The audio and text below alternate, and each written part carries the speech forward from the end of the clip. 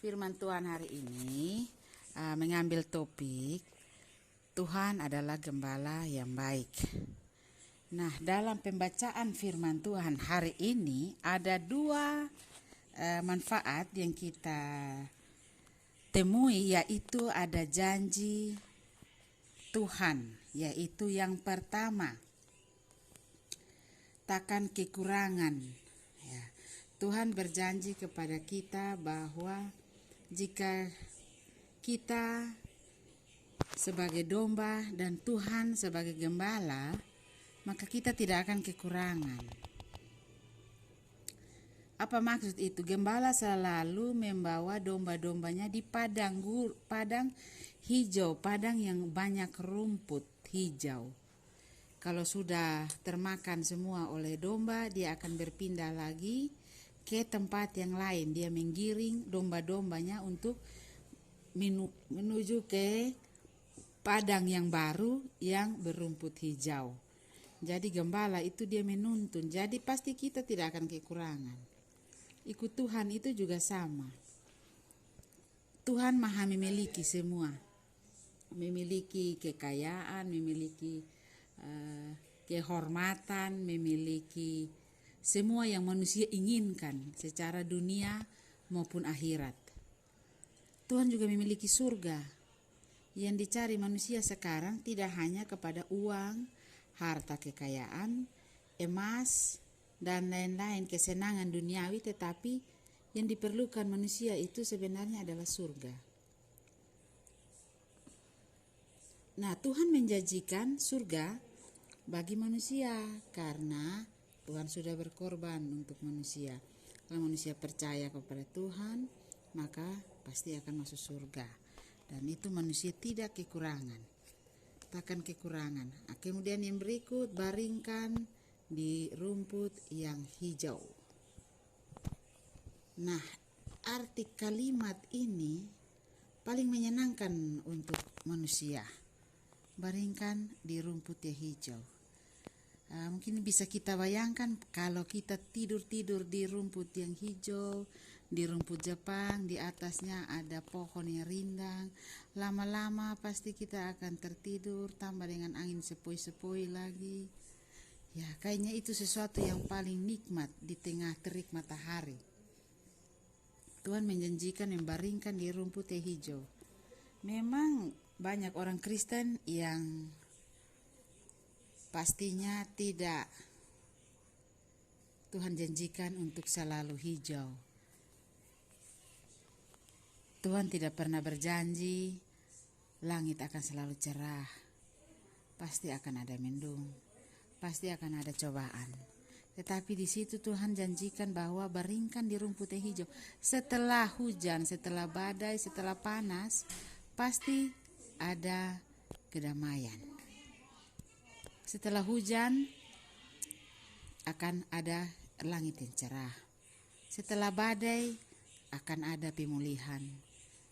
Jadi memang cobaan akan datang kepada orang Kristen, tetapi Tuhan janjikan bahwa orang Kristen mampu melalui itu jika orang Kristen tetap berpegang kepada Tuhan sebagai gembala kita. Yang berikut, yang ketiga, bimbing di jalan yang benar. Bimbing di air yang tenang. Bimbing di air yang tenang.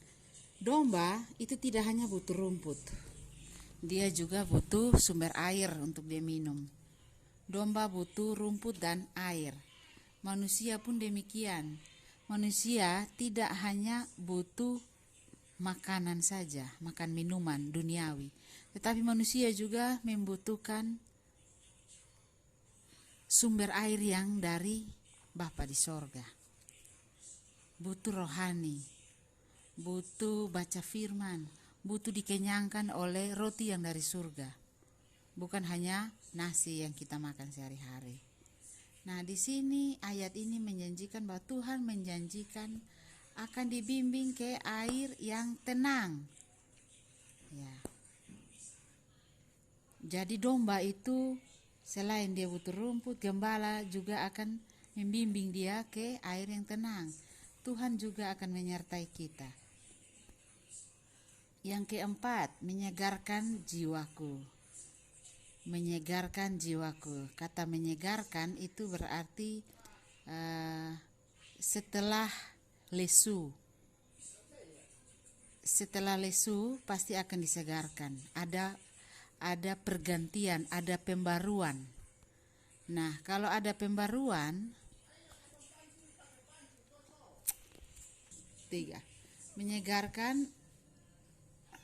menyegarkan jiwaku, artinya setelah kita melalui cobaan-cobaan, Tuhan akan membuat pembaruan hidup. Ya, seperti yang tadi dikatakan bahwa setelah hujan pasti ada cerah, setelah badai pasti ada ketenangan. Tak selamanya kita orang Kristen itu akan selalu dicobai. Ada saat Tuhan akan memberikan bantuan dan Tuhan akan menyegarkan jiwa kita. Menuntun di jalan yang benar. Menuntun di jalan yang benar ini sama dengan memberikan kebenaran hidup kepada kita manusia. Jadi domba itu tidak mungkin dituntun ke jalan yang sesat, atau tidak mungkin gembala tarik ini domba dia bawa ke jurang, atau dia bawa ke semak belukar, atau dia bawa ke tempat-tempat yang berbahaya bagi dia pun domba.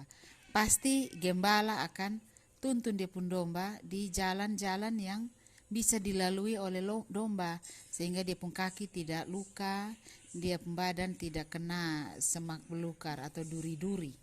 Ya, itu gembala. Nah, ibaratnya itu gembala dan domba. Ibaratnya manusia dengan Allah ini sama juga seperti itu. Jadi ketika kita selalu baca firman, kebenaran yang kita baca dalam firman Tuhan itu akan selalu menuntun kita untuk berjalan dalam kebenaran. Nah, kebenaran yang sejati itu hanya ada di dalam firman Tuhan, di Alkitab. Semakin kita baca Alkitab, maka kita akan selalu diperbarui iman kita, pemahaman kita akan Tuhan, akan kehendak Tuhan. Nah, selain itu, baca firman juga kita harus minta tuntunan Roh Tuhan dalam doa. Nah, doa yang kita naikkan akan membuat Roh Kudus selalu menuntun kita untuk mengetahui maksud dari ayat-ayat firman yang kita baca.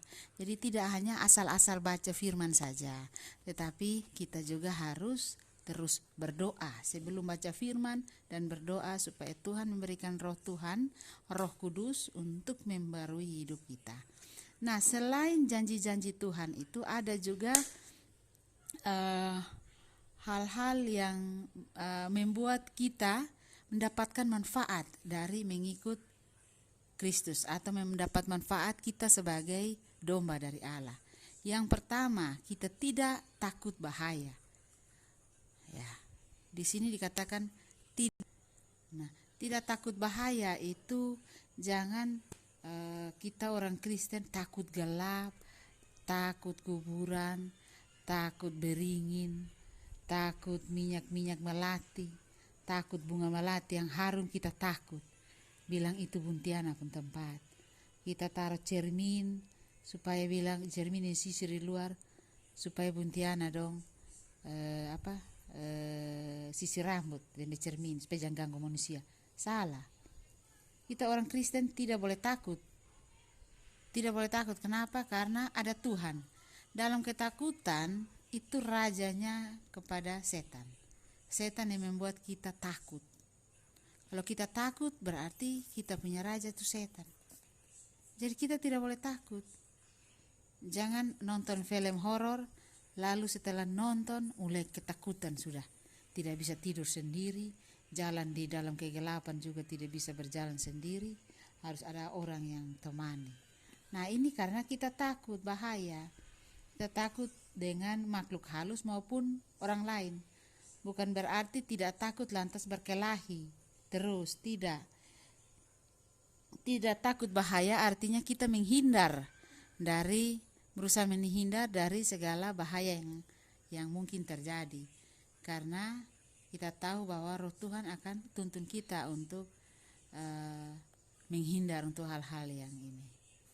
Jangan kita berpikir kita remaja dibilang takut karena tidak merokok, dibilang panau kalau tidak pacaran, dibilang tidak berani kalau orang nantang kita tidak mau berpukul. Ya, tidak bisa seperti itu. Tidak takut bahaya, artinya kita menghindar dari hal-hal yang tidak berkenan kepada Tuhan. Janji yang membuat kita yang kedua, menghibur aku. Kita terhibur dengan Tuhan sebagai gembala kita. Kata menghibur itu artinya kita pertama susah, sehingga Tuhan menghibur aku. Karena kita masih hidup di dunia, kita tidak mungkin tidak ada pencobaan. Tetapi Tuhan kasih roh Tuhan, Roh Kudus sebagai penghibur. Artinya meskipun kita kena marah dari mama dan bapa, pada saat kita salah, kena pukul, atau kena marah dari guru, pada saat kita tidak tahu apa-apa, tetapi setelah itu kita akan baik-baik saja karena roh Tuhan atau Roh Kudus sedang menghibur kita. Ya. Namanya kalau kita salah, kena marah, itu memang sudah seharusnya supaya kita bisa tahu bahwa tidak boleh seperti itu. Kita harus berbuat hal yang lain yang tidak seperti yang mengakibatkan orang lain marah. Kemudian yang berikut, kemakmuran dan kelimpahan. Nah, ini ada dua kata, yaitu kemakmuran dan kelimpahan. Sudah bisa. Kemakmuran artinya kita tidak kekurangan apapun, kita makmur.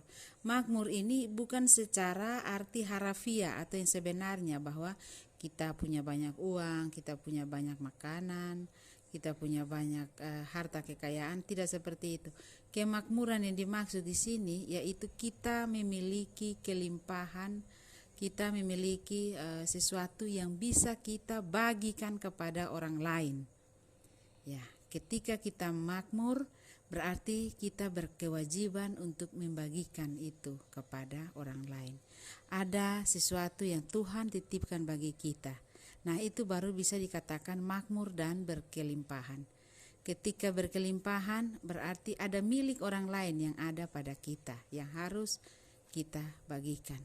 Dengan itu kita bersyukur bahwa Tuhan memberikan kepada kita lebih. Oleh karena itu kita harus sebagai sarana perpanjangan tangan Tuhan untuk membantu orang lain. Yang berikut ada kebajikan dan kemurahan.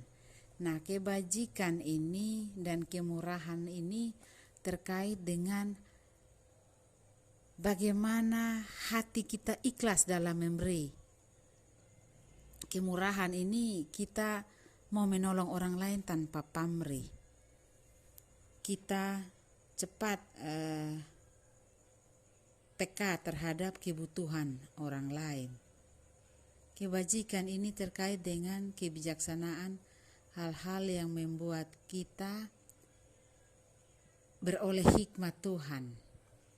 Hikmat itu artinya membuat kita lebih cerdas, membuat kita lebih toleransi, membuat kita lebih mengerti orang lain dibanding sikap egois kita saja. Dan kemurahan itu hanya karena anugerah Tuhan. Kita memiliki hati yang memiliki kelimpahan kemurahan itu karena Tuhan berkehendak untuk memberikan kepada kita kelimpahan, sehingga pasti kita harus ada kemurahan di situ.